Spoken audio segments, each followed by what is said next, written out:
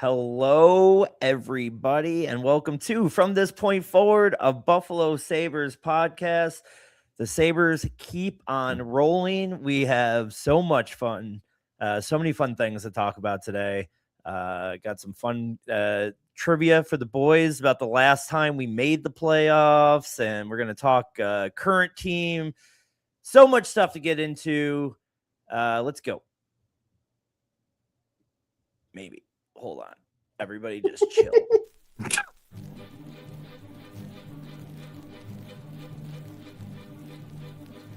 Let's acknowledge the fact that in one of your favorite movies of all time, you thought the slogan was "Ducks quack forever" instead of "Ducks fly together."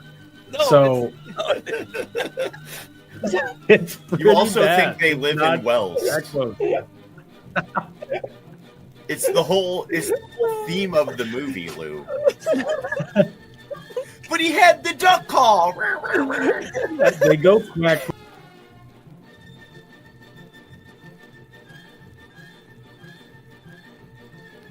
It would be Malcolm Subban, mostly because that one season where instead of letting him play for the Sabres for the last game of the year, they had him sing the national anthem.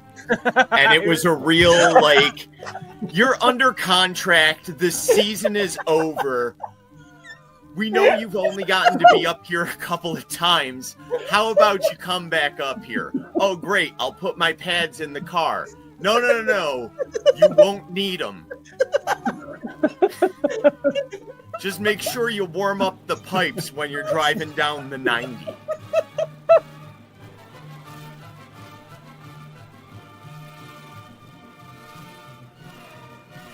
Mitch Marner. You heard it, Mitch. If you want to sign here, you can drill Ryan's mom.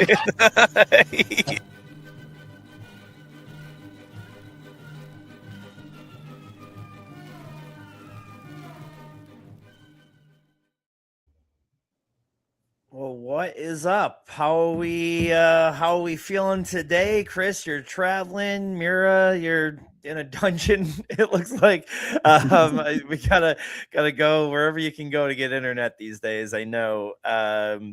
Chris, how you doing? We're feeling great. 7 out of 8 points on the road trip. Yeah, we're a few minutes late starting the pod. Yeah, you didn't know how to start the theme song. But it's been 14 years, okay? We're rusty. We're not used to feeling good. No, it does feel weird. It does feel real weird. Rye, how are you doing tonight? I'm doing well. For the first time in maybe my entire adult life, I said something nice about Peyton Krebs in the group text over the weekend. So this newfound Sabres success has got me feeling really happy. So I'm even saying nice things about Krebs.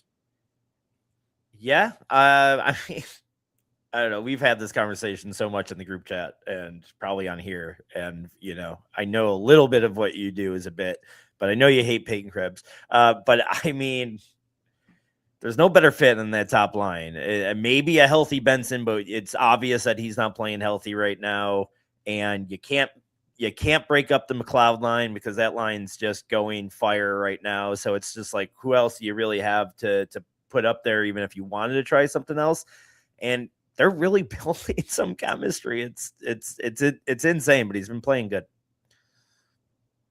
I guess Krebs scoring an empty net goal to clinch the first series of the Sabres' first playoff round in 14 years will bring peace to the world. The Strait of Hormuz will open. Oil will drop to 8 cents a barrel. We'll all be dressed up like 19th century capitalists with the big hat and monocles. I can't wait. It's going to be great. I want to get into talking about what that environment's going to be because I'm getting chills just talking about it. And, we're pre-show here. We were just in the waiting room talking about our Sabres tickets and getting playoff tickets. And it's crazy that that's like a month away. That not even, right? I mean, we're a few weeks away from that coming, and that's insane. I wanted to start off today by officially starting the Zach Metza fan club. Now, I feel like you guys have pushed back pretty hard on my Metza love all year, but this is the most insane stat ever. He has not been on the ice for an opposing goal since October 25th. That is, the Sabres sucked.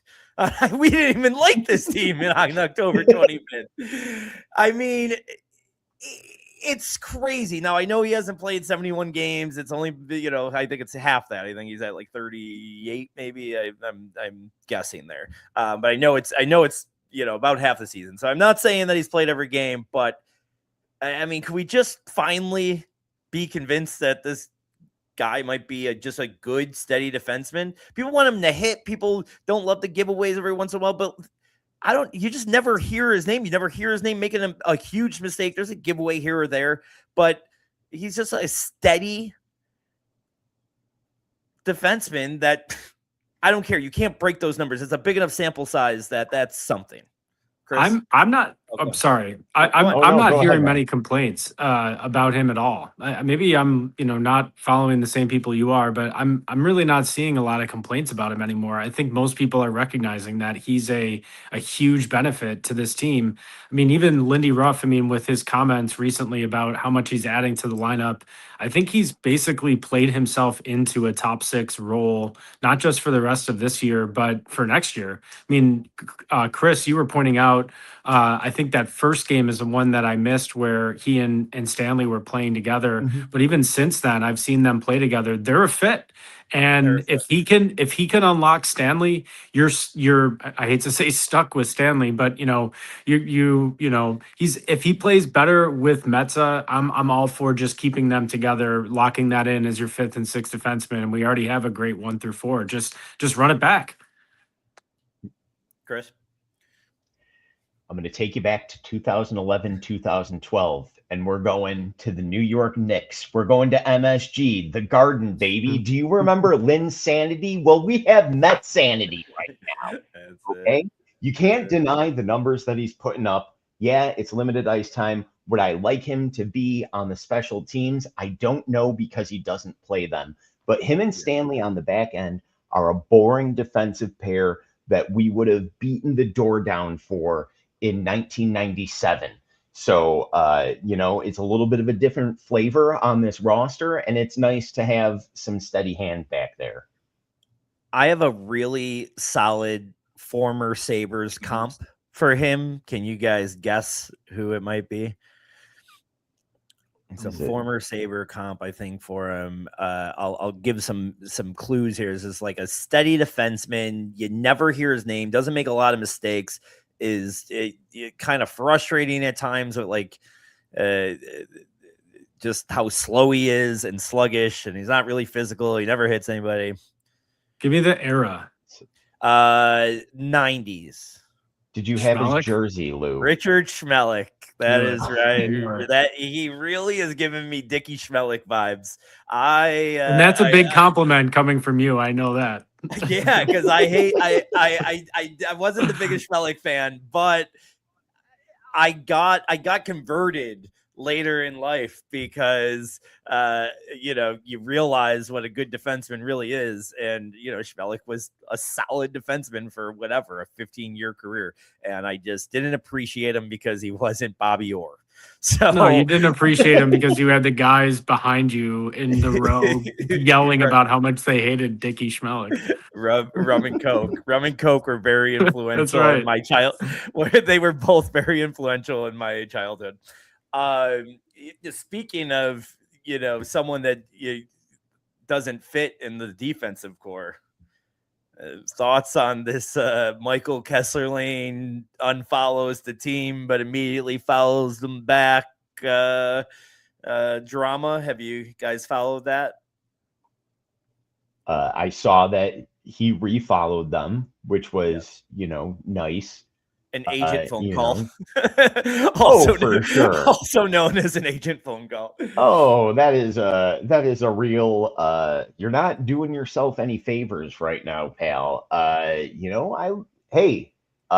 look at it as I'm old, so I can't relate to following and unfollowing out of spite. but at least there's a little fire in his belly. Regroup. He's been playing hurt all year anyways. Competition next year. I don't care about him. If he's in the lineup, we're in trouble in the playoffs. Get me to the playoffs already. I saw that out in Calgary. I think a similar thing happened where a couple players like unfollowed Dustin Wolf or something like that. And I think they were messing with the account that's tracking this, because I think they're on to the fact that, now there's a bot that's following this tracking the follows and unfollows. But with Kesselring, there's really no defense to that. You can't say he's like just messing around, because the guy's pissed off. He's mad he's not in the lineup. And I think he's just tired of seeing all of like the Sabres win streak stats all over his feed. He can't deal with it anymore. He says, I don't want to see it anymore. I'm done with this team. Just tunes it out. He shuts everything off. He can't look at his team doing well anymore. I don't know. I do think it's kind of unfortunate that he got off to a rough start, and I wouldn't say he never got a fair shot, but when you're injured and you are not that good, maybe it's going to be tough to make a really good impression. So yeah, I think it's unfortunate the way it's run out for him, but because Doan's been so good, I guess who cares?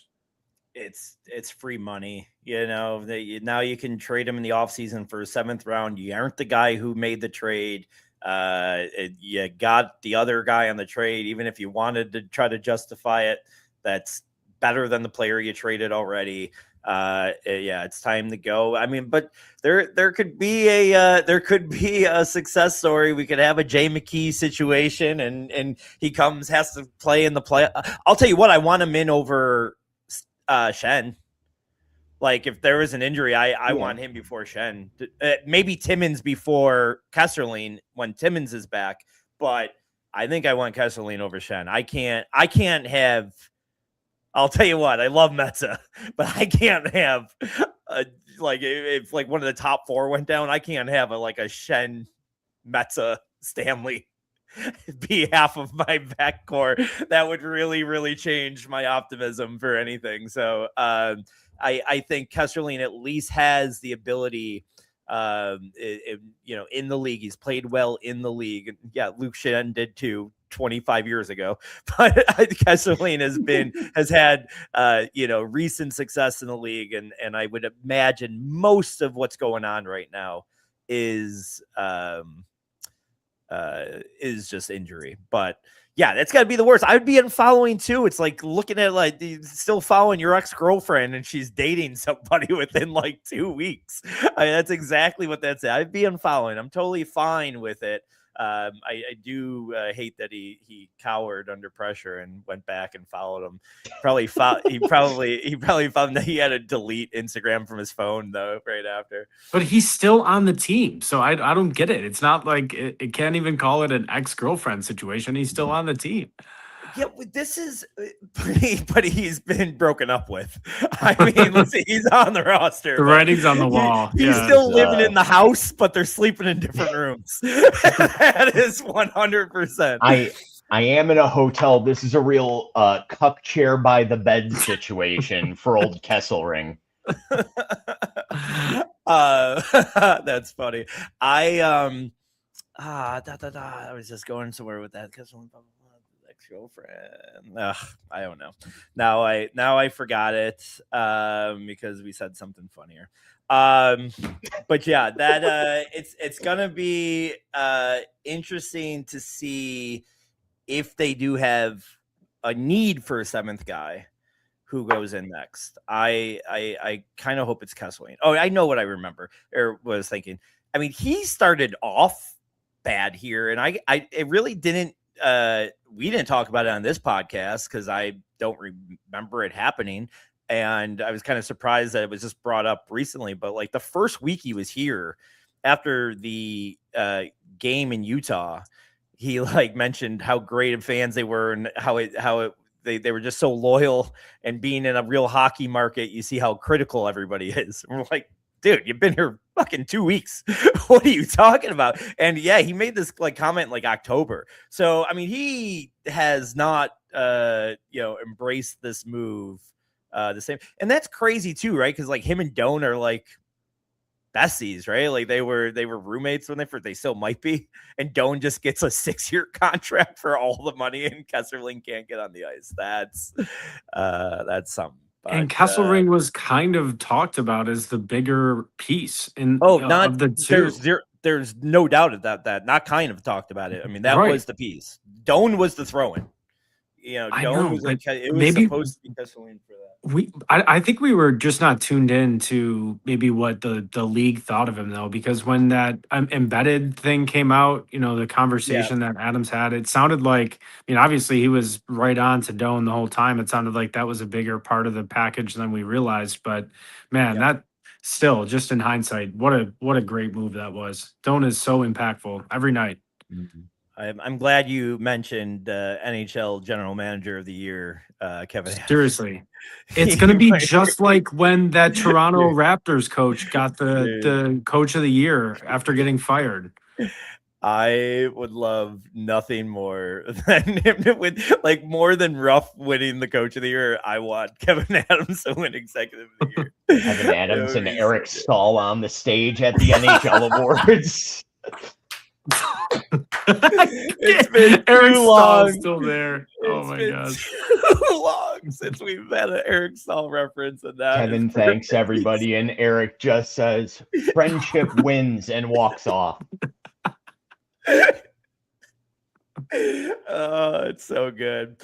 The other I lead in with the biggest stat, the big Mets stat, but another huge stat is the Sabres are just coming off of a 40-game stretch that has not happened since 95-96 with that Red Wings team, which is the most insane hockey team, definitely of the modern era.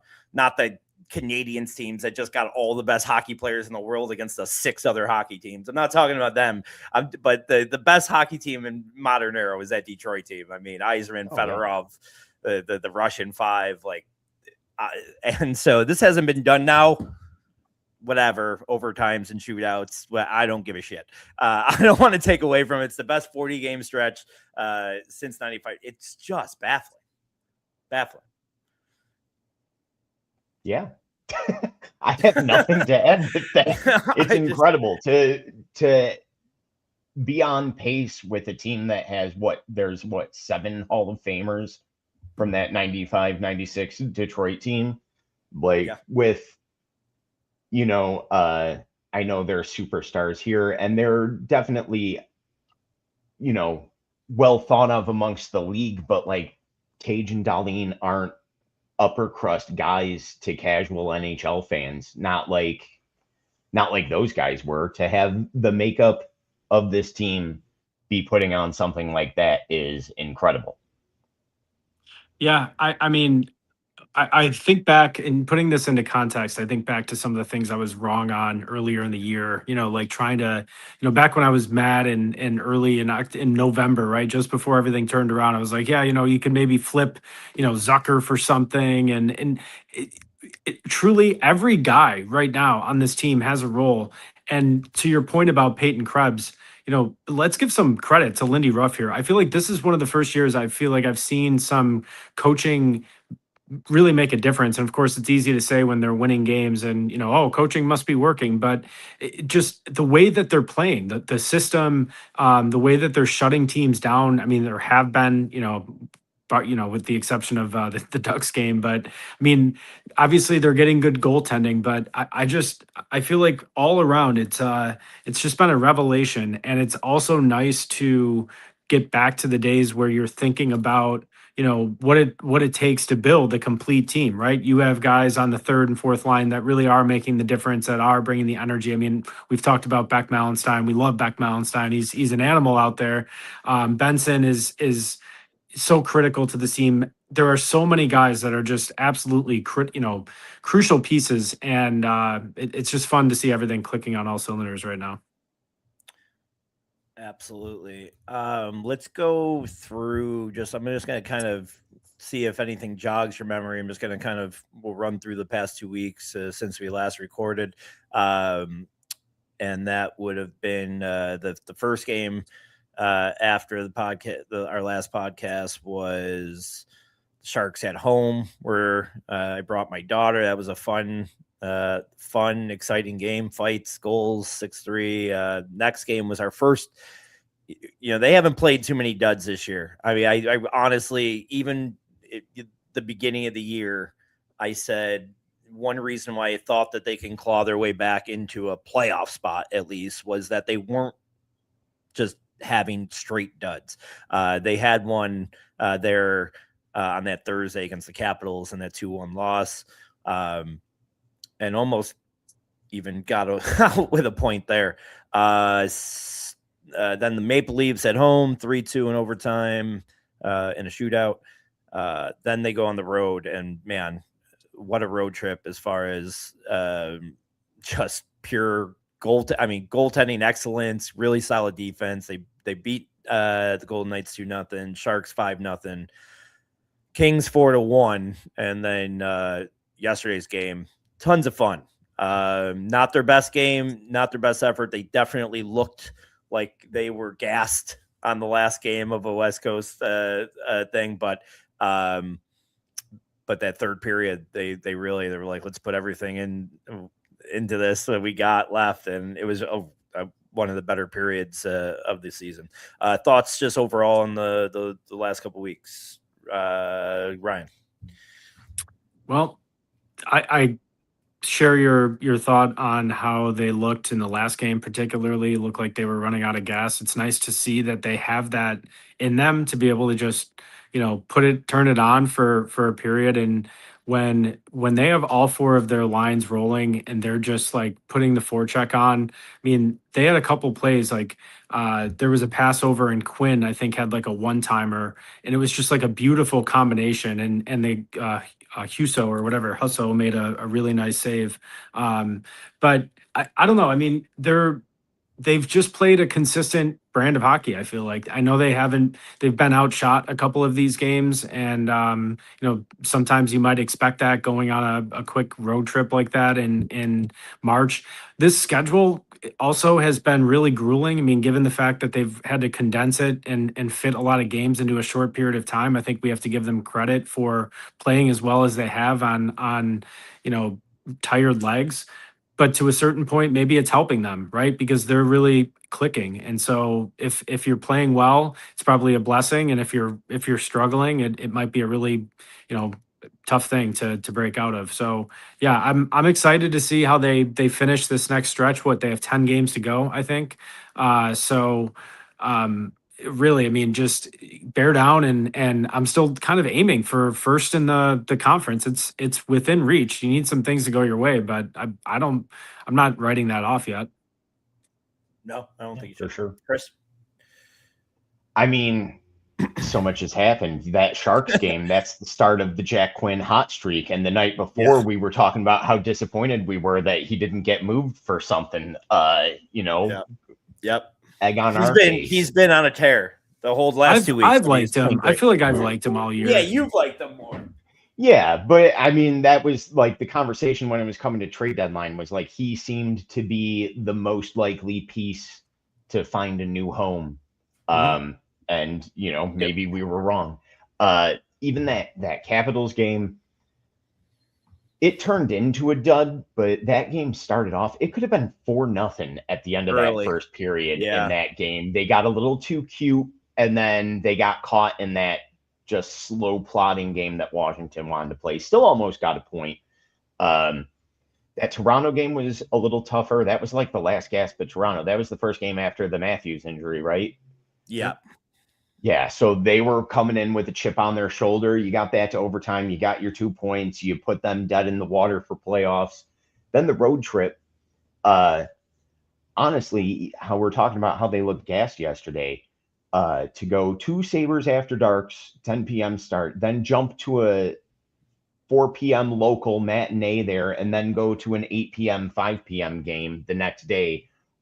Don't blame them for being gassed. It's definitely going to help them with preparation when you get to playoff time, when you've got that grind in, grind out set schedule. So once again, 7 out of 8 points on the road, feel great about it. Again, a night where they had their worst and they didn't get the goaltending, because that seems to be the national criticism of the team is like, well, they're getting better goaltending than they should be, so they'll fall back to earth. They still, I mean, they were leading with 2 minutes left before that penalty. So how can you not feel good? Yeah, for sure. I want to take a second here to before I share a stupid trade take I got. I want to take a second and remind before I ruin everything. I want to take a second and remind everybody to go follow us on Twitter or X, whatever it is nowadays. At X.com, the everything at Sabres Drought Pod. Follow us there and follow us on YouTube at Not Your Uncle's Podcast Station, because we might be sharing some news here over the next few days about some possible live locations. So we can't quite discuss that yet, but we might be doing our next show from somewhere. So tune into those things and get the latest news. Come check us out, come meet us, and have fun. Now, really dumb. I really don't think it's dumb. But this is going to be the next TikTok video where people are calling me an idiot, loser, making fun of my hat and my glasses, making me cry at night, making me question every decision I've ever made. I'm sure, because this isn't a Brian Rust idea. And let me just tell you, can I just say I was wrong? I've grown up as an adult, and I just want to tell you I was wrong. I know it's on the X and the TikToks, and the kids are still making fun of me every once in a while. I still get one more comment that comes up, and it's still about my glasses, and I don't appreciate it. But this might be the next one. I texted you guys, and you guys said, we're not even going to talk to you right now. We'll talk about it in the pod. So I think Josh Norris, to think Josh Norris's contract is anywhere near, the player's fine. The player's good. I like Josh Norris. But to think that that contract and that player has any kind of trade value is pretty crazy to think, in my opinion. I don't think many people would want that contract. So we got the situation with Tuck. Norris makes over $8 million. I told you guys I would trade Norris and a first for a bag of pucks to get rid of that money, be able to sign Tuck long-term, and still have a little bit extra money to go add to your team. Thoughts? Ryan seems the one to hate me the most. So Chris, you start. I'm not going to lie. I hate that idea. I hate that you love the attention from the bad comments. I hate the fact that you wore normal glasses so that you can't get made fun of with your glasses when this one comes out. I mean, they're as normal as I have. It's a weak plan, Lou. I know we have the injury past with Norris, but we don't know what's happening in this run up here. What if he puts together a 20-point playoff run? You just want to trade him because you like money.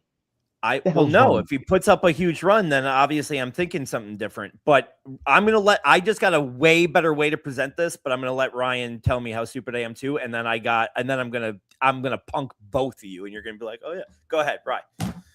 Okay.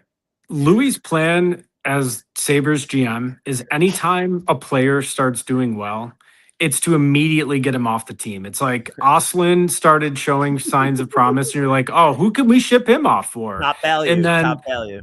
Right. Okay. He's still looking pretty good to me and very impactful on a nightly basis. I understand the point about the injury history and the fact that you might want to try and cash out. The part where you lose me is you're like, all right, I'll give you a first and Norris for a bag of pucks just for cap relief. Like, we're not in a position. We just saw the fact that the cap is going to go up to what, 133 or something like that. It's projected or something in 2028. So I'm not worried about the numbers in that sort of thing. For me, you have to, you know what you have in Norris. When he's out there and when he's healthy, I think he's a legitimate, difference maker. He's a playmaker out there. He's really good. He's making, that power play that's now like halfway, decent, in the middle of the league. I think he's kind of a part of that. So his puck movement's really good. And I understand wanting to potentially flip him now for top value. I get that premise, but where you lose me is you're just dumping him. I don't want him to be a cap dump just for Tuck. I don't like that idea.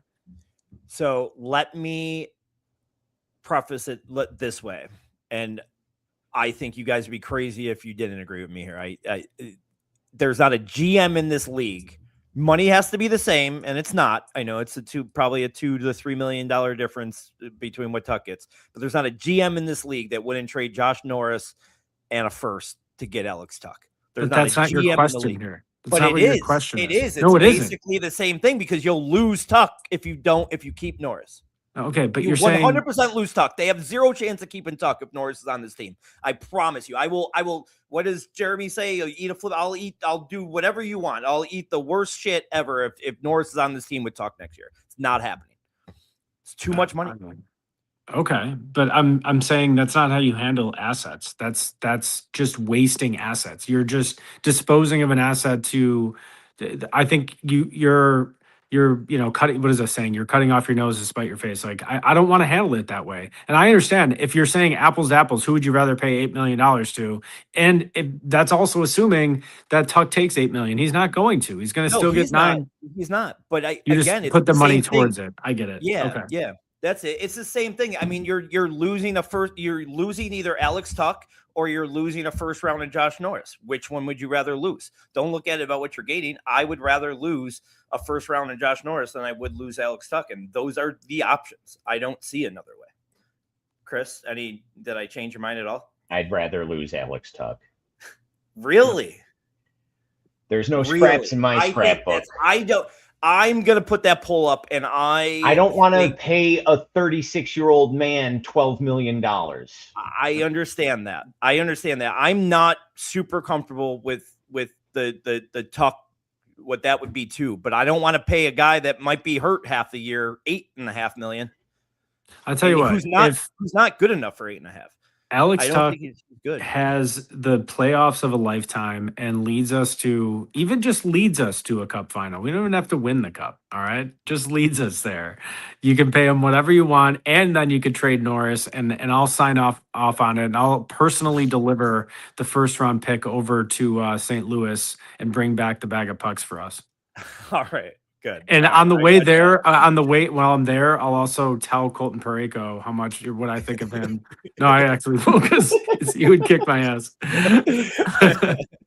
I saw there was that. I don't know why I'm me, my ADHD. I'm going to go off track here, but you saying that reminded me of there was like a thread. I don't know if you guys saw it on X this week of like what are the best sports tweets of all time or whatever, and someone posted this one, which it reminds me, it was like that UFC guy where someone was like, this dude fighting on the UFC card should be banned, he's so horrible, and the guy was like, you just saying that on Twitter? They're like, would you say that to my face? He goes, absolutely not, you kick my ass. And it was just like the best response ever. Like, absolutely.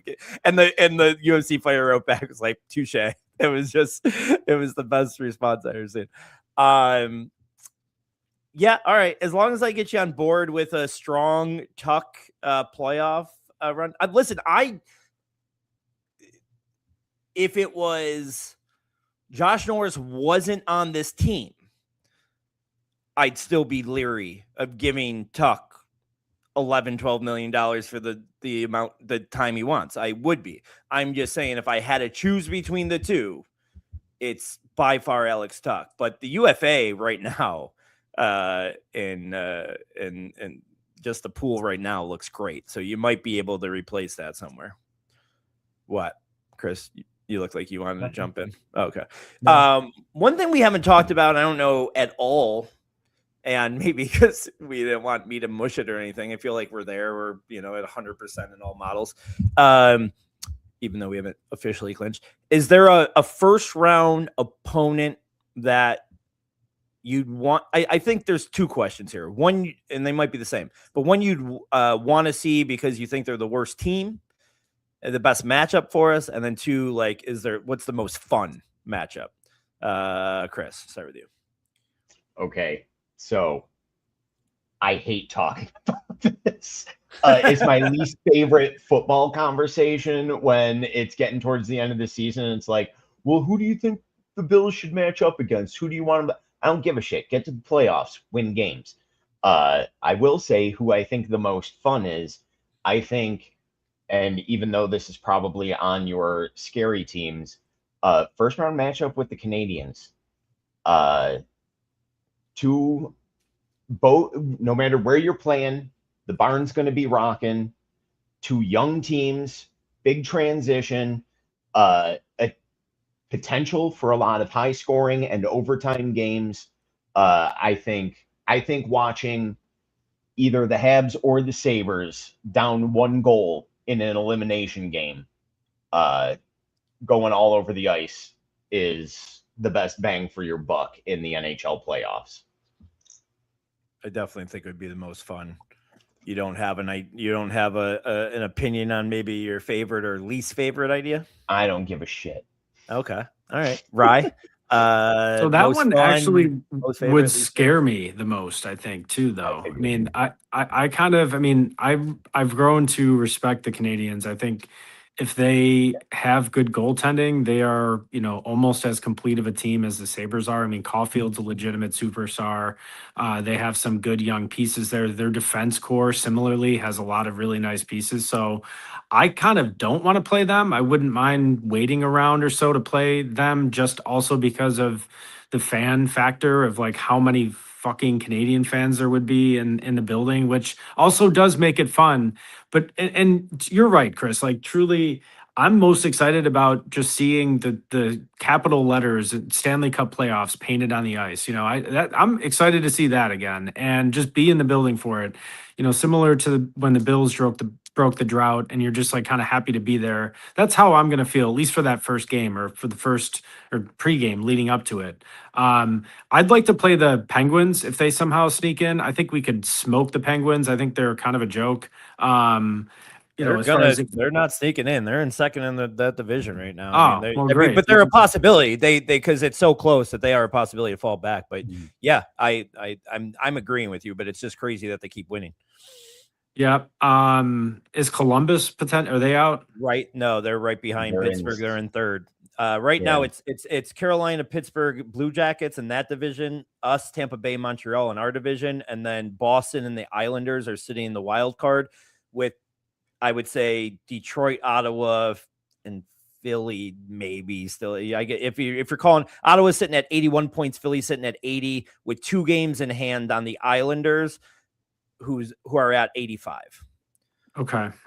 That was a lot of numbers. Yeah, I'm sorry. But those are the teams that you would have to consider. I think you're in this conversation. You're considering Philly, Ottawa, Detroit, Islanders, Boston, Columbus, Pittsburgh, Montreal. Just not Boston. I know it's just like the same reason I wanted to rank them like number 6 in the power rankings this year, because I don't want to have to deal with them. I know they should not be good, but they are always good, and they have that logo. And I'm just like, I'm worried Chara is going to show up at some point still and start whooping our ass. Luckily, we have Stanley now, but that'll force us. Then we have to play Shen. Chara will come back, so we have to play Shen to match up. It'll be terrible. We'll be beating ourselves. I kind of like a Columbus matchup because I do respect their team. I think they have some good pieces too, and I think we could actually, I would expect us to win that series, so I wouldn't mind them. Islanders, blah, boring. I mean, I don't know. Just give me some fun. Give me some. Yeah, that would be the worst. But that is like the most first round matchup, right? I mean, it's happened in the past. I mean, we've, Ziggy Palffy days. I don't know. Today, it would be Boston. Oh no. It would be Boston as of today. I think most fun. I think I gotta agree with Montreal as far as like how that atmosphere would be. I do think adding Canadian fans adds to the environment. I don't think it's going to be 50-50. There's going to be maybe 15-20% of Sabres fans that take the money, and maybe they're smart because it will be a lot of money. But so I think that would be the most fun. I think the matchup I want the most is probably Pittsburgh. I want to agree with you on Ryan. I just have not liked that team at all. I don't like Boston either, but I do share that same, like, I don't know, man. I've been fucking saying they're going to suck for 5 years and they just keep winning, and I'm done. I'm done trying to say. So I don't want that either. It also would be so cool if they beat them in that first round. Like, get that big monkey off your back and like go beat them in 6 games or less. I don't know. It would also be really fun to take a trip and go to TD for a game. That would be electric. So I don't know. Still, no, I probably would pass on that. I think Philly going on a surge here and making their way in would be the most poetic, because that's our last playoff matchup. So it would be kind of full circle. If they came, the team that scares me the most is the Islanders, and it's just because of how they play. I mean, they're going to make every game a 2-1 game, and they probably neutralize our offense better than anybody else. And that's what scares me. I don't know how or what they would scare, but I just feel like playing the Islanders is like a really good football team playing a bad football team in bad weather. Like it's just it's an equalizer. Their dumb system is just like, it's just going to take one bounce here or one bounce there to change those games. And I would be really anxious to play them. And to your point, the games would be boring and the environment wouldn't be the same. I mean, whatever, people are going to be going through the roof, but the Islanders would not have the same feel. All right. That's fun. I wanted to talk about that. It's probably going to switch. I mean, the standings are so tight that they're going to switch 75. They're switching nightly. You mentioned also it could be Ottawa. That would be another nomination for a fun one, just for nostalgia sake. And so many first round series with them. I feel like thinking back to the Ron Tugnuck days where the game 7 winner beating him. So yeah, that would be a fun one. I was gonna be on that after Chris said Montreal, but I had to follow my true heart, and I do think it's Montreal. But if just to be different, I was gonna pick Ottawa because you nailed the points. Nostalgia, still that USA Canada thing, Cousins, Norris. Yep. I mean, there's some fun storylines there that I wouldn't hate that at all. All right, we just mentioned the last time in playoffs. I want to end the show today talking about I'm big in nostalgia. I'm big. Let's talk about that team. Let's give them their props. They're about to not be the last playoff Sabres team in history, and so let's see some things that we remember about that team. Couple pop culture things. Do you know? Let's see. That was the year that The Hangover 2 came out. That's how long ago it was. Adele's Rolling in the Deep was the best song. Charlie Sheen's Tiger Blood interview was that year. That feels like that's been a meme for 75 years. Oprah's final episode. That one was what hit me the most. Oprah's been dead for 22 years, right? Like that's a thing. I mean, Oprah's final episode was in that year. And Osama bin Laden faked his death, and he's hanging out announced by John Cena to the world. He's hanging out with Tupac and Biggie. Just a fun little fix. I thought it'd be fun to try to see how far you guys can go back and forth on naming the roster without messing up. Oh, no. Just players on our side. It's not going to be good. I'm sure it's not going to be good, but we could try. Let me pull it up. So you guys, you should have to give us. You should just have to give us the jersey numbers. That would help. Oh dear Jesus! We could start with that, or we not start with that. But when you guys start trouble, when you get in trouble, when you lose the first time, we'll do a second round where I give out numbers to see how much you can go through. But let's see, what year was that? 2011, 12? As Sabres. No, wasn't it No, 10, it was 11? 10-11. Yeah. Okay, yeah, 10, 11. I got it. Man. Oh boy. All right. Well, I have it. When you guys are ready, we will start with Ryan. Thomas Vanek. Good. Son of a bitch. Derek Roy. Did I already mess it up? Nope. Good. Did I Sorry. freeze? Okay. No, you didn't freeze. I was like, wait a second. I didn't see him for a second. Like, he had to be on the team. Yes. Ryan. Nathan Gerby. That's a good one. And yes. Tyler Ennis. Yes. Oh, you're just copying. You're going short guy for short guy. That's Yeah, that's how I keep the roster in my head. Oh my gosh. I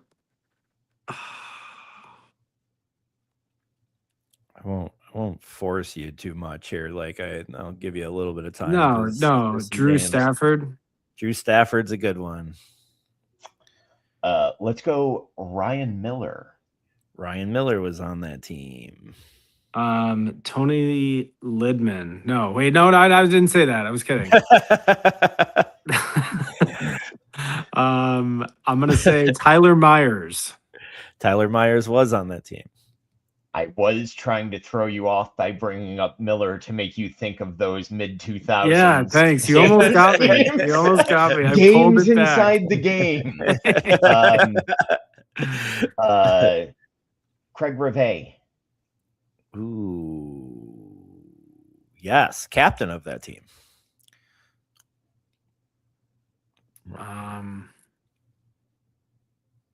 Now I just want to get another defenseman for the principle of it and stay on defenseman. But I think I got to shift back up top, and I'm gonna go with. I will give you credit for anybody that even played a game that year. Andrew Peters, then. No. Peters was gone. He's gone. He was gone.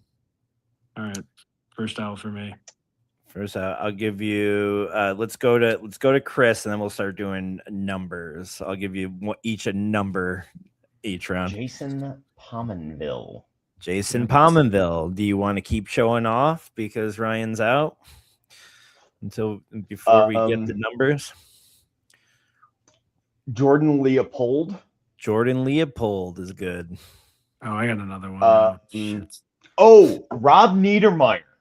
Rob Niedermeyer was on that team. Yeah. I got reminded of that on X.com, the Everything app, the other day. He was part of the starting lineup for the final playoff game, and I completely forgot that he was on the team. Oh, dear Jesus. Jochen Hess. Yes, Jochen Hess. Who was the other goalie? I think I might be petering out. All right. Ryan, you had one? Dan Paille still there at that time? Paille is not still there at that time. So I'll give you a random guy and their number. 34.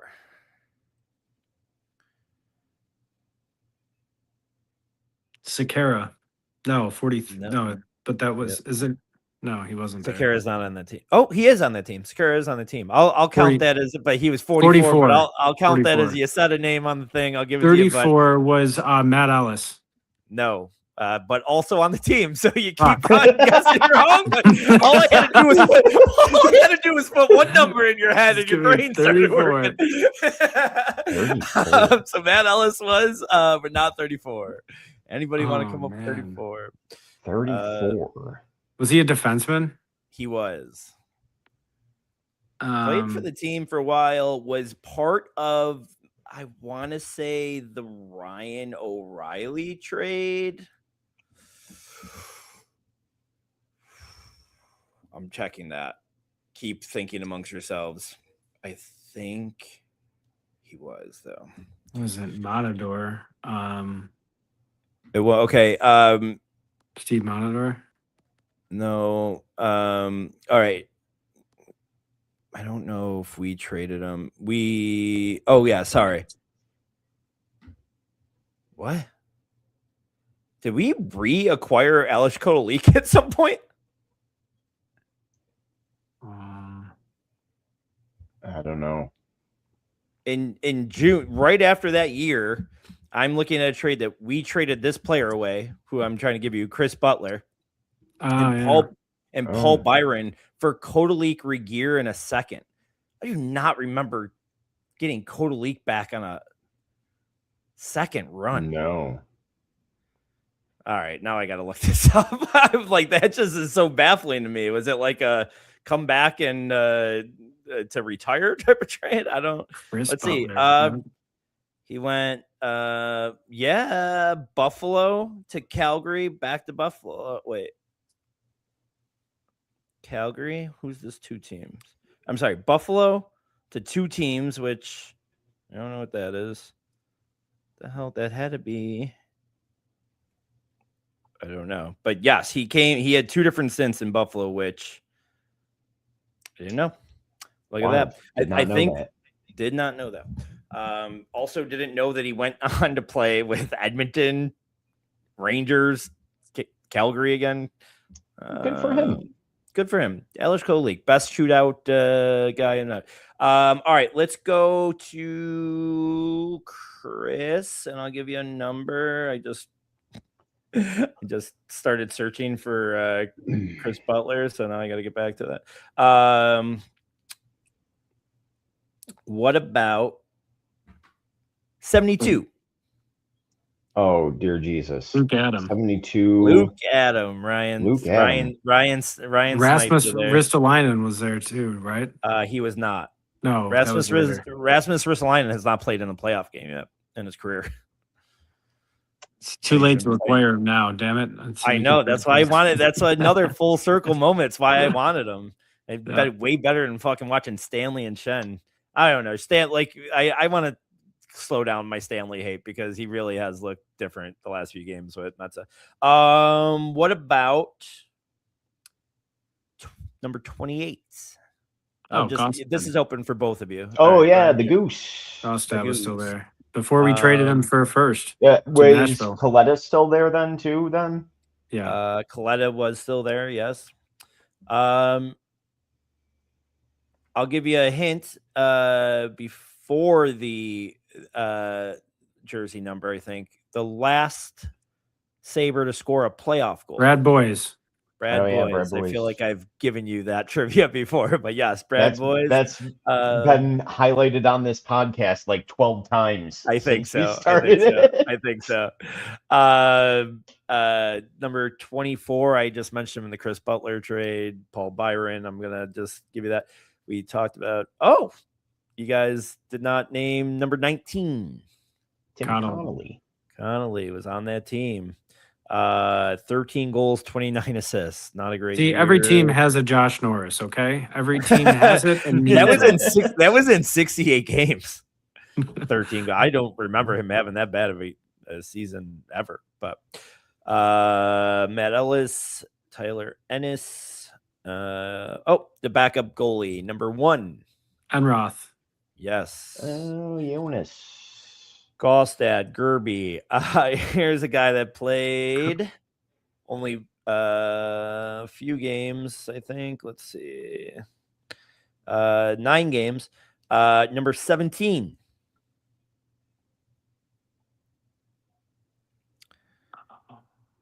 Maybe won a Stanley Cup with the Vancouver Canucks a couple years later. And was Cashin? Was it Cashin? No. Marc-Andre Griani. Oh, dear Jesus. Was the answer there. Number 25. Oh, Mike Greer. Mike Greer was on that team. That's another second stint guy.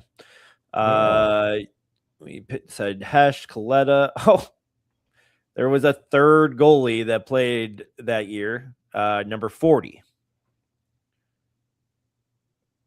Patrick Lalime. Patrick Lalime is right. Yeah. We said Saw Jordan Lalime.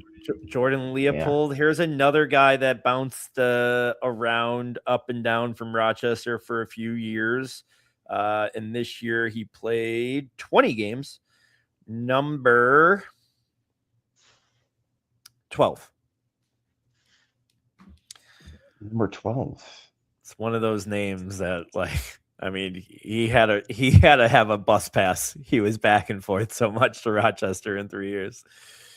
What position? Center or right wing, whatever. Forward.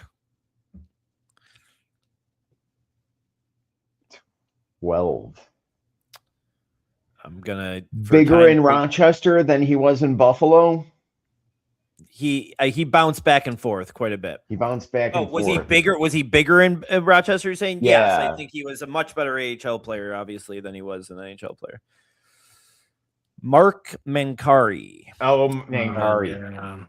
Yeah. Remember those years when we were like, "Oh, Rochester's so good; they're going to be so good when they come here," and then they weren't. Yeah, there was a lot of those guys. Who's that? I don't big think there dude? was any hype for Mark Mancari though, ever. Like, did anyone ever I get remember excited about him that having guy? No, I remember him having a run in Rochester and it being like, oh, you know, Yeah, I mean, maybe he played. he's I a think guy he played as probably. everybody's aging out. I bet you he played 50, 60 games over 3 years. I mean, 20 in this season. Number 8, forward. Forward at number 8, all I can think of is Donald Audette or Jeff Sanderson, and it's neither of them. No, and Donald that was number 28. He was Jeff number Sanderson, 8 his first Jeff stint. Sanderson was number 80. Eight. Am I So you dumb? had the 8s. You had the 8s, but fighter, fourth line player, tough. Cody McCormick. Oh yeah. I just wiped these types of guys out of my memory. No, I know. Defenseman number 4. Leopold. No, he already said Leopold, and that was 3. Oh. I'll give you. Man, this is bad. Maybe I shouldn't say this now after I smiled. CTE. Oh. Didn't I say Monador? Steve Monador. I said No, did you say it earlier? I didn't hear. I said earlier. You said it earlier. You were thinking of him, and Oh, Lou I'm didn't sorry. count it. I didn't. I did not hear it. I'm sorry. I won't even bother you. It was with when this you one. mentioned 34. I was like, Steve Monador. It's got to be. Oh, one of I those, didn't even yeah. hear it. I'm sorry. I think we named everybody else but one guy, defenseman number 6, and he was here for Oh yeah. a my run. God. Butler and this guy. Yep. Yep. We're always Mike. Yep. Mike You're getting Funk. there. No, but Mike Mike Funk was a Funk. guy. Mike Funk was a guy. He was. I know. He played. He He was. was. He was a trade deadline thing from Minnesota one year. That's so crazy. What the fuck was his name? Chris Butler, and this guy in a second was always the Mike trade- Weber. Weber. Mike Fuck Weber. me. There it Weber. is. So Weber. close. There it is. Mike Weber. Well, that was fun. Did I have anything else? Let's see. I think I had one more question. We just named the whole roster. We obviously know who the last one is. Do you know that? Can you name the 2 guys that scored 30 goals on that team? I mean, obviously, I think one's pretty obvious. Vanek is one of them. The second one's tough to, because there's a few guys that it could be. One of the first guys that you guys guessed. I don't remember which one of you guessed them, but I'll say Roy. it's Drew Stafford. Drew Got over with 31 goals. Well, Why is he never involved with any of like the Sabre alumni stuff? I feel like he's like That is disappeared. weird. That is weird. You never see him in any of that stuff. And he was on those Miller teams, and they all come back for these things. Was he not? Well, he wasn't on the 05-06 team, obviously. So he came in a little bit later. But yeah, no, I don't think I've seen him. And it's not like he went on to have like a great career somewhere else. Like he was kind of always a Sabre when he was playing. So. Yeah, I think he only played in Boston after here, but that could be a complete lie. But I know he went to Boston. I know that's where we traded him. Yeah. I don't know. Anytime I say I know something 100%, I'm 99% wrong. So, but anyways, that was fun.